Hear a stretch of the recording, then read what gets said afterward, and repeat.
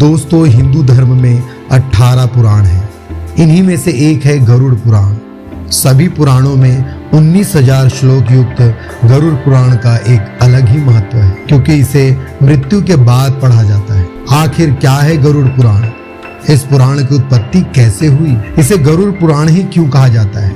और इसका पाठ मृत्यु के बाद ही क्यों किया जाता है? आज हम इन सारे सवालों का जवाब आपको बताने वाले हैं। वीडियो बड़ी ही दिलचस्प होने वाली है, इसलिए यदि आपने अभी तक चैनल को सब्सक्राइब नहीं किया है तो सब्सक्राइब कर दें और बेल आइकन के बटन को दबाना ना भूलें। तो चलिए शुरू करते हैं। कहा जाता है कि एक बार गरुड़ पक्षी अमृत लेकर आसमान में जा रहे थे, तभी उनकी मुलाकात नारायण यानी विष्णु भगवान से हुई।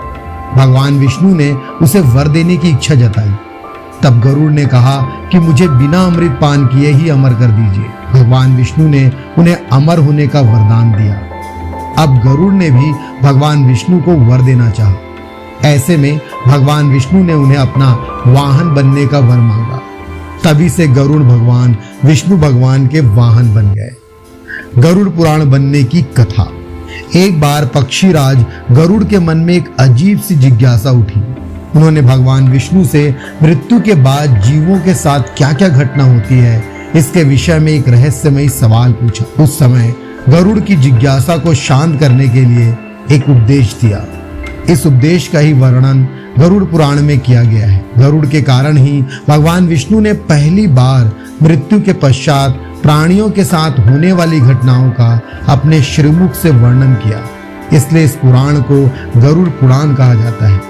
सबसे पहले इस पुराण का ज्ञान भगवान ब्रह्मा ने महर्षि वेदव्यास को दिया, जिसे वेदव्यास जी ने संकलित किया और अपने शिष्यों को सुनाया। गरुड़ पुराण की संरचना और महत्व। दोस्तों, जैसा कि हमने पहले ही आपको बताया है कि इस पुराण में 19,000 श्लोक हैं। इनमें भगवान विष्णु की भक्ति का संपूर्ण समावेश है।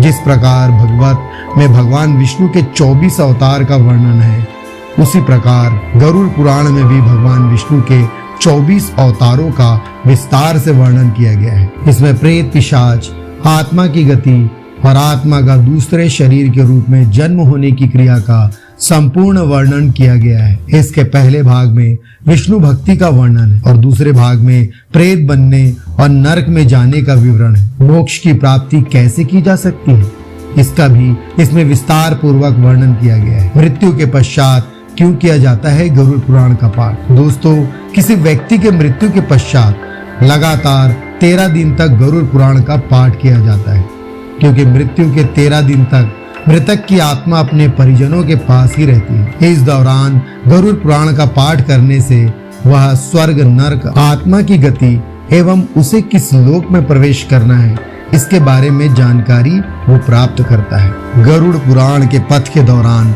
किस प्रकार के कर्मों से किस प्रकार की योनि मिलती है, इसका भी भली भांति ज्ञान हो जाता है। साथ ही गरुड़ पुराण हमें अच्छे कर्म करने के लिए प्रेरित करता है।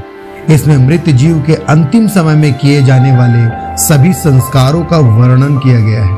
कहा जाता है कि गरुड़ पुराण सुनने से ही मृतक शरीर की आत्मा को शांति प्राप्त होती है। वह सारे संताप भूलकर मनुष्य योनि में जन्म लेता है और उसे प्रेत बनकर भटकना नहीं पड़ता है। दोस्तों, गरुड़ पुराण की ये जानकारी आपको कैसी लगी? क्या आपने कभी गरुड़ पुराण का पाठ किया है या इसका श्रवण किया है? कमेंट में जरूर बताएं। और इसी तरह की जानकारियां निरंतर पाने के लिए चैनल को सब्सक्राइब कर दें और बेल आइकन के बटन को दबा दें। तो मिलते हैं नेक्स्ट वीडियो में।